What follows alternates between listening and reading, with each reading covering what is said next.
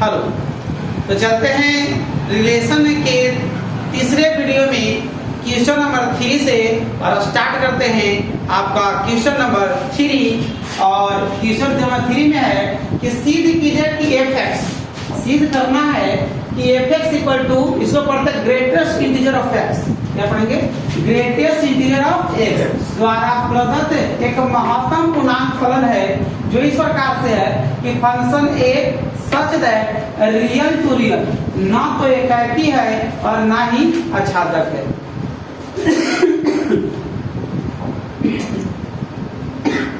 हो गया ना तो एकाकी और ना ही आच्छादक है। तो चलते हैं, शुरू करते हैं और देखते हैं और जांच करते हैं कि ग्रेटेस्ट क्या यानी क्लासिक को फॉलो करता है, सॉरी 1 को फॉलो करता है या नहीं करता है। तो जैसे मान लिया जाए कि गिवन दैट में है ना, गिवन दैट में है कि fx equal to greatest integer of x। ये सारे फंक्शन है और यह फंक्शन जो डिनोट करता है वह पूर्णांक संख्या को डिनोट करता है, और पूर्णांक संख्या जो होते हैं वह कहीं बटा को डिनोट नहीं करता है। जैसे मान लिया जाए कि हम 1 की जांच करें, तो जैसे मान लिया जाए कि अगर 1 फंक्शन में ग्रेटेस्ट इंटीजर ऑफ x की बात करें, this is greatest integer of x। यह महत्तम पूर्णांक लिखा हुआ है और महत्तम पूर्णांक में कभी भी बटा वाला फॉर्म नहीं आता है। तो जैसे मान लिया जाए जब इसका वैल्यू हम लिखते हैं कि 1.1, इसका जो वैल्यू फाइंड आउट होगा वह 1 के बराबर हो जाएगा। अगर मान लिया जाए कि 1.2 लिखेंगे तो इसका वैल्यू भी 1 ही होगा। अगर मान लिया जाए कि 1.3 रखते हैं तो इसका वैल्यू भी 1 ही हो जाएगा। मतलब अगर 1.9 तक अगर वैल्यू लिया जाए इसका वैल्यू 1 आता है, तो आगे हम देखते हैं और देखते हैं कि 1 फंक्शन है कि नहीं। तो जैसे मान लिया जाए मैंने 2 सेट लिया, यहाँ पर सेट A माना और यहाँ पर सेट B माना। ये सेट A है और सेट B है, फंक्शन दिया हुआ है रियल टू रियल। जब फंक्शन को डिनोट करता है fx equal to greatest integer of x। अब इसमें बहुत सारे रियल नंबर है, अनगिनत रियल नंबर है, 1 2 नहीं, इसमें अनगिनत रियल नंबर है। जैसे मान लिया जाए कि -1 है ना, यहाँ पर 0 हो जाएगा, 1 हो जाएगा, 2 हो जाएगा, 3 हो जाएगा, 4 5 6, बहुत सारी संख्याएं हैं जो सिर्फ और सिर्फ रियल नंबर को डिनोट करता है। तो यहाँ पर हम अपने खुद से रियल नंबर को लिखेंगे। अगर मान लिया जाए मैंने लिया 1.2, तो मैंने बताया कि जैसा कि अगर इसमें 1.2 अगर लिखते हैं तो इसका वैल्यू जो है 1 ही आता है। अगर 1.2 लिखते हैं तो इसका वैल्यू 1 ही आता है। तो 1.1 लेंगे, 1.3 लेंगे, 1.4 लेंगे, सबका जो वैल्यू आएगा वह 1 के बराबर है। क्यों? क्योंकि ग्रेटेस्ट कभी पॉइंट को डिनोट नहीं करता है। तो यहाँ पर हम क्या कर रहे हैं कि 3 एलिमेंट एक एलिमेंट के साथ एसोसिएटिव हो रहे हैं। तो 3 एलिमेंट एक एलिमेंट के साथ एसोसिएटिव हो रहे हैं तो 1 फंक्शन नहीं होगा। क्यों? कि फंक्शन का फॉर्म है कि एक अवयव के साथ एसोसिएट होना चाहिए और दूसरा अवयव दूसरे अवयव के साथ एसोसिएट होना चाहिए।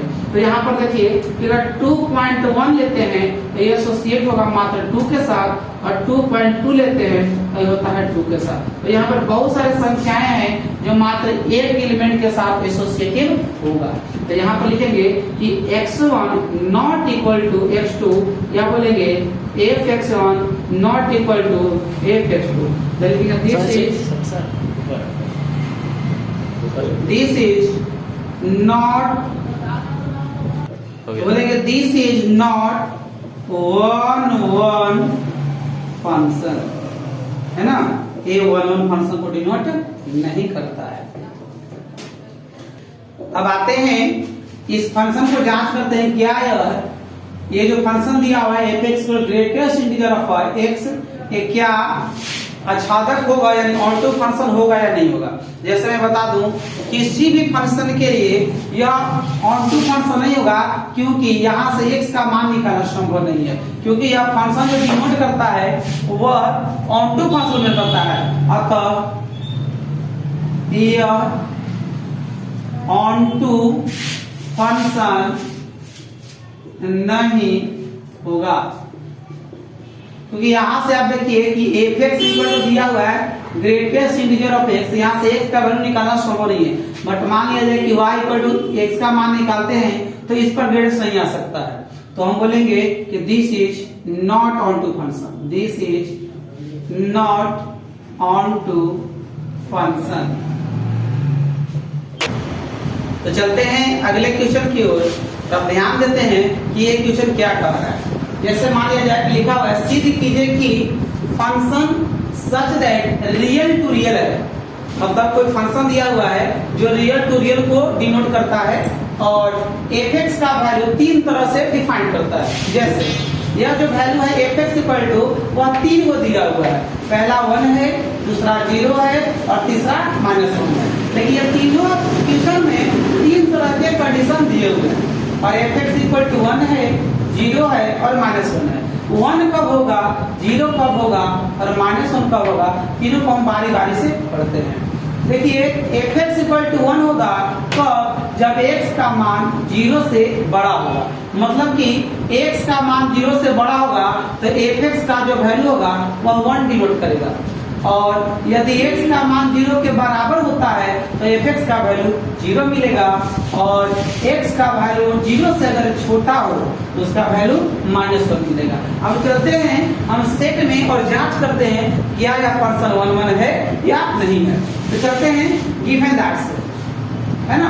तो गिवन दैट में दो सेट लेता हूं मैं, सेट A है और सेट B है।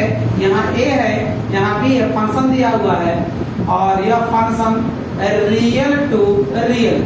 अब मैं चलता हूं इस क्वेश्चन की ओर। लिख रहा है कि x का मान अगर 0 से बड़ा हो तो कोई भी संख्या 0 से बड़ा होगा, कौन, जो पॉजिटिव संख्या होंगी, जैसे मैं मान लिया कि 1 2 3 4 5, ये सारी की सारी संख्याएं 0 से बड़ी संख्याएं है ना। तो मान लिया कि 0 से बड़ी संख्या में 2 लिया तो मैंने माना 1 2 3 और एक वैल्यू मान लिया मैंने 0 भी, और दूसरा वैल्यू कह रहा है कि x का वैल्यू 0 से छोटा होना चाहिए, मतलब 0 से छोटा मतलब कि निगेटिव होना चाहिए, तो वैल्यू होगा -1 -2 -3। लेकिन कहता है कि यहाँ पर तीन ही वैल्यू प्राप्त होते हैं, या तो 0 से बड़ा हो या 0 के बराबर हो या 0 से छोटा हो। अगर डायग्राम की बात किया जाए तो मात्र तीन ही प्रकार के क्वेश्चन मिलेंगे और संख्या मिलेगी। जैसे मान लो कि 0 यहाँ पर है तो 0 से आगे पॉजिटिव संख्या है और 0 से छोटा नेगेटिव संख्या है। अब नेगेटिव और पॉजिटिव के आगे ही वैल्यू और है जिसका नाम है 0। तो 0 से जो भी बड़ी संख्या होंगी वह सब के सब प्लस में होगा, और 0 से जो भी संख्या छोटी होगी वह सब के सब माइनस में होगा। तो यहाँ पर हमने देखा कि तीन वैल्यू दिया हुआ है, यहाँ पर 1 है, 0 है और -1 है। अब चलते यहाँ पर, अगर हम पहली बार x का मान 1 लेते हैं तो 1 जो है 0 से बड़ा है, तो 0 से बड़ा है तो fx का वैल्यू 1 देता है, यानी 1 इंडिकेट टू 1। अगर 2 की बात करें तो 2 भी 0 से बड़ा है और इस कंडीशन के लिए fx का वैल्यू 1 है, यानी 2 एसोसिएट टू 1। और 3 भी 0 से बड़ा है तो 3 भी एसोसिएट होगा किसके साथ, 1 के साथ, है ना।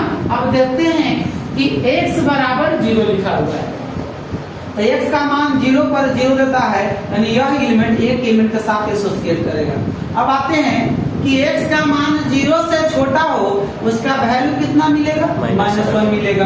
तो बाबू 0 से छोटा कौन संख्या है, -1 है, -2 है, -3 है, और सबका वैल्यू क्या मिलेगा, -1। तो यहाँ -1 एसोसिएट करेगा, -2 एसोसिएट करेगा और -3 एसोसिएट करेगा। अब आप खुद एक बता सकते हैं क्या यह फंक्शन 1 1 होगा, तो कभी नहीं होगा। इसलिए नहीं होगा क्योंकि यहाँ पर तीन एलिमेंट एक अवयव के साथ एसोसिएट हो रहे हैं। यहाँ पर एक अवयव एक अवयव के साथ है और यहाँ पर तीन अवयव एक अवयव के साथ एसोसिएट है, मतलब कि x1 जो है नॉट इक्वल टू हो जाएगा x2। या बोल सकते हैं fx1 not equal to fx2, यहाँ लिखाएगा दिस इज नॉट 1 1 फंक्शन। ऐसे हो जाएगा, ऐसे। तो आते हैं और जांच करते हैं क्या यह ऑन टू फंक्शन है कि नहीं। तो जैसे मान लिया जाए कि मैंने 2 सेट दिया और fx का वैल्यू दिया हुआ जो फंक्शन है यह पूरे कि यह जो फंक्शन है वह 3 तरह से डिफाइन करता है।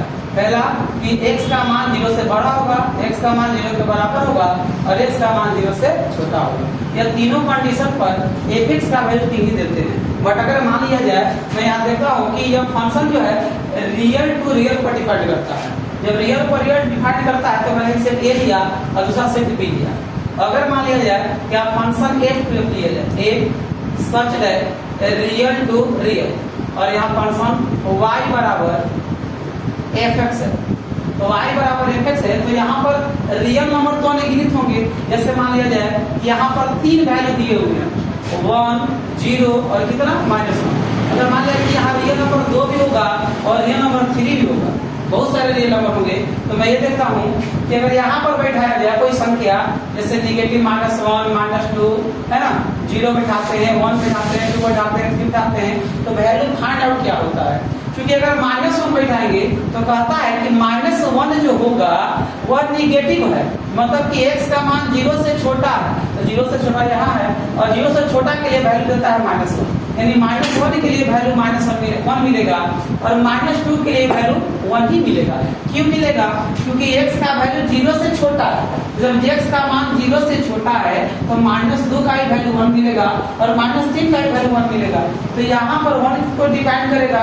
और अगर 0 की बात की जाए तो 0 ही मिल सकते हैं, इसके अलावा कुछ नहीं मिल सकता है।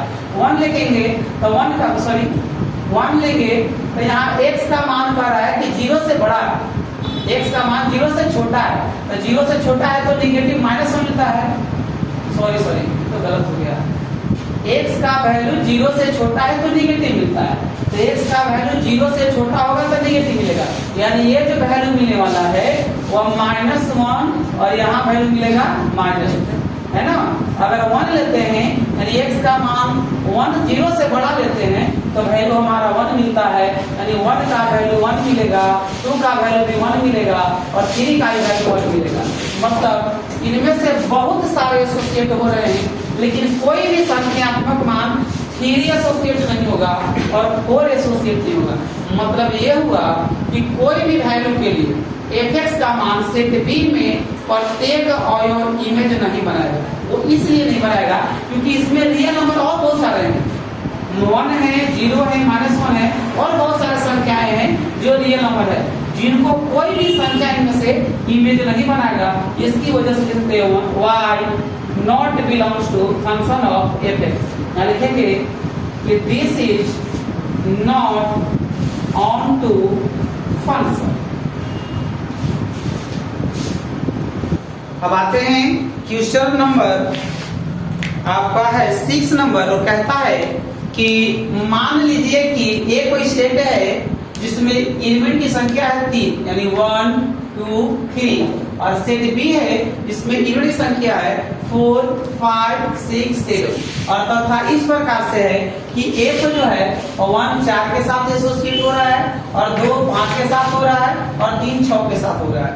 तो कह रहा है ए से बी में ए से बी तक एक फलन है, तो सी निकालना है कि एफ क्या है। बहुत ही सिंपल सा क्वेश्चन है, आप इसको ध्यान से देखेंगे। अगर मान लिया जाए कि सेट 2 है तो एक सेट यहाँ है, दूसरा सेट यहाँ है। अगर मान लीजिए सेट ए का अवयव लिखे हुए हैं 1, 2, 3 और सेट बी का जो एलिमेंट लिखे हुए हैं वो 4 है, 5 है, 6 है, 7 है और यहाँ ए से बी में फलन है। यहाँ पर मान लेंगे ए और यहाँ पर मान लेंगे बी। अब एलिमेंट से फंक्शन को देखिए किस प्रकार से दर्शाता है। फंक्शन दर्शाता है f इक्वल टू 1 एसोसिएट 4 है ना, 2, 5, 3, 6। अब यहाँ पर हम मिला कर देखेंगे कि 1 जो है 4 के साथ एसोसिएट हुआ, तो 1 एसोसिएट 2 क्या हो जाएगा 4 हो जाएगा। 2 किसके साथ है 5 के साथ है, 2 किसके साथ हो जाएगा 5 के साथ, 3 किसके साथ 6, 3 हो जाएगा 6 के साथ। अब आपको ये देखना है कि जो फंक्शन है सेट ए का एलिमेंट और सेट बी का एलिमेंट, सेट ए का प्रत्येक अवयव सेट बी के अलग अलग अवयव के साथ प्रतिबिंब बना रहा है। अगर अलग अलग प्रतिबिंब बना रहा है तो बोलेंगे कि यह फंक्शन जो है x1 इक्वल टू क्या है x2, यानी f x1 equal to f x2, यानी जो फंक्शन एक अवयव है और सेट बी के साथ एक ही अवयव के साथ प्रतिबिंब बनाएगा तो उसको हम बोलेंगे वन फंक्शन। सो इसलिए दिस इज वन फंक्शन। अब आते हैं अगले क्वेश्चन की ओर और बढ़ते हैं। लिखा हुआ है कि क्या दिव्य फलन 1 1 है, ऑन 2 है या फिर 1 1 ऑन 2 है। ये आपको साबित करना है और सिद्ध करना है क्या है या नहीं है, या फिर इसका क्वेश्चन का औचित्य बदलाना है। जैसे ये फंक्शन 1 1 है तो क्यों है, और 1 1 नहीं है तो क्यों नहीं। पहले हम ध्यान देंगे कि मेरा सबसे पहले फर्स्ट क्वेश्चन अगर रियल टू रियल दिया हुआ है तो दूसरा सेट ये होता है, अगर हम मान लिया जाए कि क्वेश्चन फर्स्ट को बनाते हैं और लिखा हुआ है गिवन दैट, है ना, तो fx इक्वल टू देखिए 3 माइनस क्या लिखा हुआ है 4x, है ना। तो यहाँ पर आप सिद्ध कीजिए, डायरेक्ट आप सिद्ध कर सकते हैं कि x1 इक्वल टू अगर x2 है तो फंक्शन 1 होगा, डायरेक्ट जांच कर सकते हैं। तो कैसे, सोच देखिए, आप पहले f और x के जगह पर मान लीजिए x1, ठीक है, और इक्वल टू 3 माइनस और x के जगह पर क्या आ जाएगा x1, और पुनः x के जगह पर मान लेते हैं x2 और बैठाते हैं तो 3 माइनस 4 और ये क्या हो जाएगा x2। अब चलते हैं, सो इसलिए f(x1) इक्वल टू f(x2), अब दोनों का मान बराबर कीजिए तो वैल्यू हो जाएगा 3 minus 4x1 equal to 3 minus 4x2। अब देखिए 3 से 3 कैंसिल हो जाएगा तो बचेगा minus 4x1 equal to minus 4x2, minus minus plus होगा और 4 से 4 कटेगा, यहाँ वैल्यू आ जाएगा x1 इक्वल टू कितना, यानी x1 इक्वल टू x2 है तो बोलेंगे दिस इज ऐसा फंक्शन हो गया 1 1 फंक्शन। अगेन पुनः चलते हैं कि आपका फंक्शन दिया हुआ है fx equal to 3 minus 4x। प्रत्येक fx फंक्शन को सबसे पहले आप y इक्वल टू मान लीजिए, तो y इक्वल टू मानेंगे तो y इक्वल टू होगा 3 माइनस 4x और यहाँ से x का वैल्यू निकाल लेते हैं। जब x का वैल्यू निकालेंगे तो माइनस में रहेगा तो प्लस में हो जाएगा 4x बराबर 3 माइनस y, और यहाँ से x का मान निकालेंगे तो 3 माइनस y बटा में हो जाएगा 4। अब पुनः इस मान को क्या कीजिए कि x का वैल्यू इसमें पुट कीजिए, क्योंकि अगर इसको मान लेते हैं समीकरण पर और x का वैल्यू यहाँ पुट किया जाए या इसमें पुट किया जाए तो यहाँ पर मिलेगा fx इक्वल टू 3 है, 3 लिखिए और माइनस 4 लिखिए और x का जो वैल्यू है कितना आया है 3 माइनस y और बटा में कितना 4। ये से का हो जाएगा, कट जाएगा तो मिलेगा f(x) equal to 3 minus y, तो f(x) इक्वल टू लिखेंगे 3 माइनस 3 प्लस में y, इसे कटेगा और f(x) इक्वल टू जो मिलेगा और वैल्यू कितने होगा y का। तो अगर f(x) इक्वल टू y के बराबर आता है तो यह फंक्शन ऑन टू फंक्शन कराता है, और अगर x1 इक्वल टू x2 है तो यह फंक्शन 1 1 कराता है। तो यहाँ पर हम आसानी से लिख सकते हैं कि this is onto function. अब मैंने बोला था कि जो फंक्शन 1 1 भी होता है और ऑन टू भी होता है उसे बोलते हैं 1 1 ऑन टू फंक्शन। तो जैसे मतलब सोइस लिखेंगे कि जो फंक्शन 1 1 तथा ऑन टू दोनों होता है उसे 1 1 ऑन टू कहते हैं।